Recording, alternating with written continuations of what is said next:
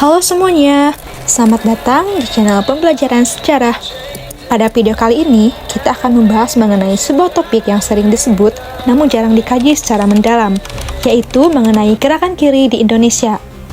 Kita akan mengupas mulai dari akar sejarah, tokoh-tokoh, bentuk pergerakan, hingga kontribusinya terhadap perjuangan bangsa. Tunggu apa lagi? Ayo kita mulai! Gerakan kiri di Indonesia lahir dari ketimpangan sosial yang terjadi pada masa penjajahan Belanda. Rakyat Indonesia saat itu hidup dalam kemiskinan, pendidikan yang rendah, dan tanpa hak politik. Dalam situasi tersebut, masuklah ideologi-ideologi baru dari Eropa, seperti sosialisme, komunisme, dan Marxisme. Ide-ide ini menawarkan harapan bagi mereka yang tertindas tentang kesetaraan, keadilan sosial, dan perlawanan terhadap penindasan. Nah, salah satu peristiwa dunia yang sangat berpengaruh adalah Revolusi Rusia yang terjadi pada tahun 1917. Revolusi ini menginspirasi kaum pekerja di seluruh dunia termasuk Indonesia untuk melawan penindasan kolonial. Di tahun 1914, sebuah organisasi bernama Indisch Social Democratische Vereniging atau ISDF didirikan oleh Hans Nietvliet.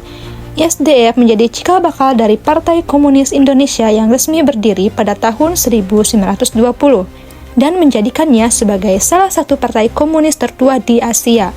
Gerakan kiri di Indonesia tidak bisa lepas dari peran tokoh-tokoh besar yang membentuk dan menyebarkan gagasan. Yang pertama, ada Tan Malaka, yaitu seorang pemikir Marxis yang menghasilkan karya legendaris seperti Madilog dan Aksi Massa. Ia dikenal sebagai intelektual revolusioner yang memperjuangkan kemerdekaan rakyat tertindas.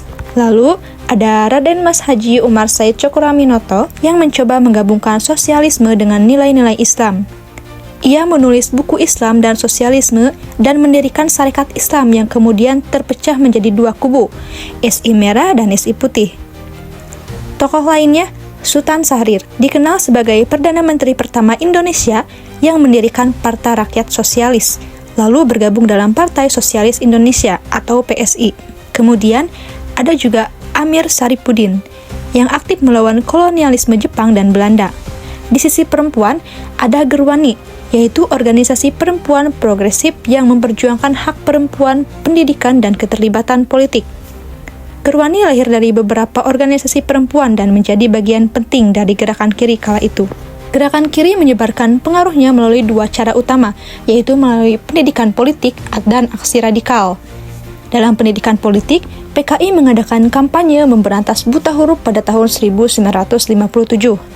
Mereka mendirikan berbagai lembaga seperti Universitas Rakyat, MIPERA, dan Panti Pengetahuan Rakyat, yang tidak hanya mengajarkan baca tulis, tapi juga mengenalkan ideologi kiri. Sekolah politik pun dibentuk untuk mencetak kader-kader partai yang disiplin dan militan. Salah satu contoh lainnya adalah Tan Malaka yang mendirikan sekolah untuk rakyat di Tegalega. Di sisi lain, gerakan kiri juga melakukan pemogokan, demonstrasi, dan bahkan pemberontakan. Nah, pada tahun 1922, PKI bersama Sarekat Islam melakukan pemogokan massal menentang eksploitasi kolonial. Mereka juga aktif dalam media seperti lewat tulisan cerpen yang berjudul Genjlong Garut, karya Moh Sanusi yang mengkritik ketidakadilan pemerintah kolonial. Dua pemberontakan penting yang tercatat dalam sejarah adalah pemberontakan PKI tahun 1926 sampai 1927 di Banten dan Sumatera Barat sebagai simbol perlawanan revolusioner. Kemudian, ada pemberontakan Madiun tahun 1948 yang menjadi salah satu titik konflik antara PKI dan pemerintah Indonesia. Meski sering dianggap sebagai musuh negara, gerakan kiri memberikan kontribusi penting dalam perjuangan nasional, yaitu pemberontakan PKI 1926 sampai 1927 menjadi bukti bahwa perjuangan melawan kolonialisme tak hanya datang dari kalangan nasionalis moderat. Namun, meskipun gagal, semangat mereka tetap menginspirasi banyak gerakan perlawanan lainnya. Gerakan kiri juga membawa pendidikan politik ke masyarakat kelas bawah seperti para buruh dan petani, diajak untuk memahami hak-haknya. Sarekat Islam dan Sarekat Buruh menjadi alat perjuangan sosial yang memperluas kesadaran nasionalisme.